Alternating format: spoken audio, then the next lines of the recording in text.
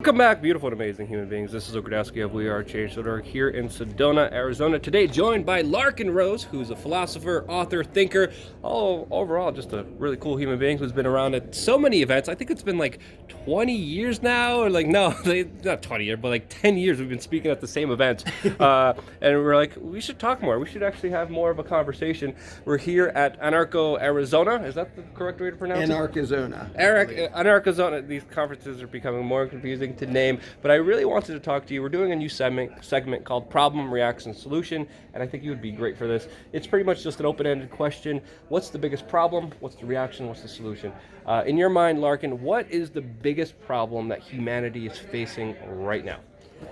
Well, anybody who knows me or is at all familiar with my stuff already knows the answer, which is the belief in authority, the notion that rituals and elections and whatever else can actually give some people the moral right to rule the rest of us, which these days shows up as government. The solution is for people to stop believing that garbage. It's not even to run off and go do something to the ruling class. It's to not empower them, not treat them like our rightful masters, not pay any attention to them. Mm-hmm. And of course, if one or two people do that, they get a tank in their living room or something. When 300 million or 7 billion people do that, that is the end of political abuse and oppression. Yeah, I definitely think beating down the kind of human spirit, dehumanizing us, making us fight against each other, divide and conquer. There's so many ways that we see this kind of exemplified where people are like, here, I'll just give up my sovereignty and my freedom, just take it, just keep me safe, big authority, just do something for me. Or the other aspect of this is, I don't want to take any responsibility, you deal with this problem, and not saying I have sovereignty, I could actually deal with a problem. That's another one that's also kind of mainline thinking. Which one do you think is the most important reaction here and the biggest detrimental one? This attitude that someone else will take care of it, or this attitude like I'm not worthwhile or worthy? Or what kind of sentiment do you think is more important? Well, I think there's actually some overlap between those two. So much of politics is based entirely on fear-mongering, making people scared that if we don't have government authority doing whatever, then some catastrophe will have, like drug abuse or invasion or immigration or crime or, pick your thing that politicians are trying to scare us with. And even the lack of responsibility is a version of that, because if it's like, well, people are going to starve to death if government doesn't rob all of us and take care of the poor, and then people are in a position where they can say, well, I don't have to help anybody because that's what government's supposed to do. That's why I voted for them. And the thing is, as long as basically, if there's any issue on which politicians can trick you into asking for authoritarian power because they scare you or you want to be irresponsible, that's what they're going to do. They're going to create a problem to scare you into going, well, now we really need government power. Because they'll literally go down a list. And recently it's been immigration, scary Mexicans. Okay, that'll scare a bunch of people into running to government. Say, we need government power. I would like to have freedom, but no, we need authoritarian power. If there's anything that you will sell out on that principle, they will find it and they will trick you into cheering for them to rule you. Yeah, it's divide and conquer, not seeing us as kind of one kind of humanity out there. Donald Trump has been doing an incredible job as far as using the dialectic to divide and conquer us, and also at the same time get away with so much, because anyone resisting him is automatically lumped in with the delusional mainstream media and the delusional Democrats that are running on a lie to mainly attack him, discrediting any legitimate form of criticism against him. Sorry, I'm just getting so spent up because, again, we're not Donald Trump fans. We criticize him on very specific issues, and we're just totally ignored. All the Trump people are like, yeah, but we got to fight the mainstream media. We got to fight the Democrats. They're so evil. Look how they're lying. And I'm like, yeah, they are. But let's not lose sight of the bigger picture here and us giving our authority away to someone else who is banning bump stocks. Someone else who's telling, Israel that, yeah, this land and territory is now yours. Telling Russian soldiers to leave Venezuela. And again, creating such a complicated system. So what's the solution? Because it seems from a lot of people, you live in fairy tale land, or you don't believe, there's no way this is possible. What's the solution here, in your opinion? Well, they're right in one sense. There's no way it's possible as long as they can be scared into cheering for having a master. And as long as they can be scared into that. And for example, the Trumpites don't notice how much they are the exact mirror image of the Obamaites. well, that other party is really scary and greedy and mean and nasty, so we need to have this guy in power. And oh, look, he got into power and added a bunch of authoritarian controls. Gee, well, at least he's not as bad as the other guy. They don't get that they are literally arguing against their reflection. Yep. Like the supporters of Obama and the supporters of Trump and the supporters of Hillary and supporters, they're all arguing the exact same thing, which is, I want this authoritarian master because I'm scared of the other choice. Yeah. It never occurs to them that what about the choice of don't have an authoritarian master? Yeah. And the thing is, so many people, like, their lack of imagination or their cowardice or lack of responsibility makes them think, I can't even imagine a society where we don't all grovel before a bunch of politicians, so let's just bicker about which one should rule us.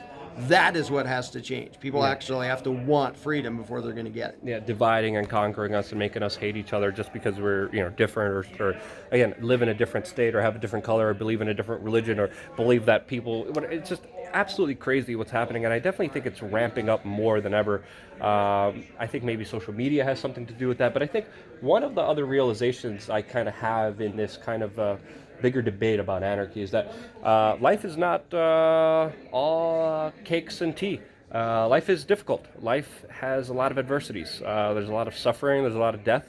There's no avoiding it. And I think a lot of social controllers correct me if I'm wrong, again, feel free to interrupt me at any time. This is kind of my perception, is that a lot of people have a hard time dealing with the difficulties of life, and that's why they're kind of more open to just someone else take care of this. And I think they also have us in a mill running around on the 9-to-5 system that is, very difficult for a lot of people to survive, as there's major economic stealing going on of our basic income as well. Yeah, a big part of my talk today was about the fact that people would rather have promises from politicians who never follow through on their promises and never tell the truth than face the uncertainty of an actually free society where if there's problems, normal people have to deal with. Like, the politicians don't add anything except violence and limitations. Like, they don't magically know how to make things work, but they'll come out and promise that they do and say that they have some master plan, and people go, yay, let's do that, and ignore the fact that that never works. Central master plans don't freaking work, but it's so scary for some just immature people, which unfortunately is most of the world, to think, well, maybe if there's a problem, maybe if there's poor that need help, maybe I have to do it. Yeah. Maybe if there's a road that needs fixing, maybe I should pay someone to do it or something. Yeah. They don't want to be in that mindset, so they fall for the politicians' lies, no matter how many times they're proven to be lies. Yeah. And you just pretty much get a middleman that's going to just screw you and predominantly cheat you. I mean, look at Donald Trump. Look what he promised when he was running to be president of the United States. Bring the troops home. He was still promising it just a couple weeks ago. We were reporting at CPAC. We're like, wow, Trump is saying, bring all the troops back. Now the total opposite is happening, and it looks like he's just going to push us into another war, especially in Syria, creating just another very dangerous, tense situation for absolutely no benefit for you. It's just all gangs kind of taking care of each other.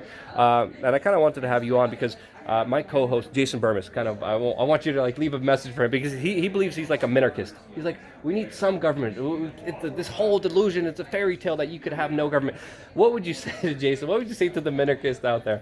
Well, what I say to most minarchists is the best attempt ever at that idea, which is the U.S. Constitution, created the biggest authoritarian empire in the history of the world, with the biggest imperialist war machine and the biggest extortion racket in the history of the world. That is the real world result of minarchism. Now, unless you want to be like the communists and say, they didn't do it right, you have to admit that in the real world, a little bit of power doesn't work because it turns into a lot of power, and there's nothing you can do about it as soon as you agree to have a master. Because if you say, you're my master, but please only do this and this and this, they're going to say, I'm your master, and I'm going to do whatever the hell I want.